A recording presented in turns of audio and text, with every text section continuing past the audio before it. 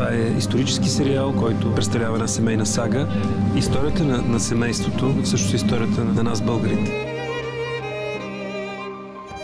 Ние използваме мотиви от романа на Владимир Зарев «Битие», в който действието започва във Видин.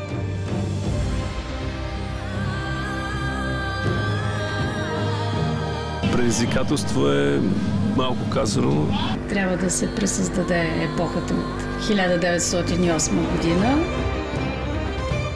За мен е едно лично голямо предизвикателство това, че италиански дизайнер трябва да разкаже българската история.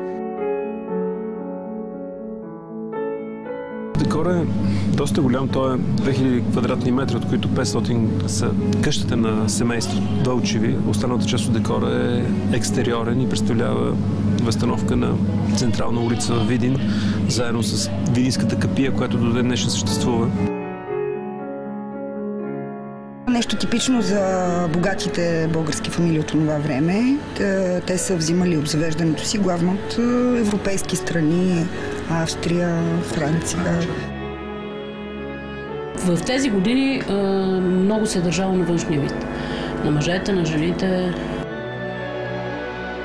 Мустаци, бради, помярка на самите актьори, цветове, които трябва да съвпадат с тях.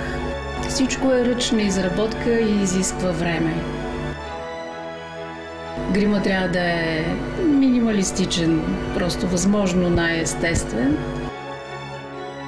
На един градски площад се е виждало на едно и също място цилиндър, фес, бомбе, кепе, каскет. Много е красива епохата.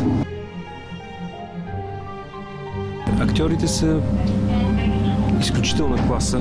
Лесно е да се работи с такива актьори и удоволствие да се работи с такива актьори.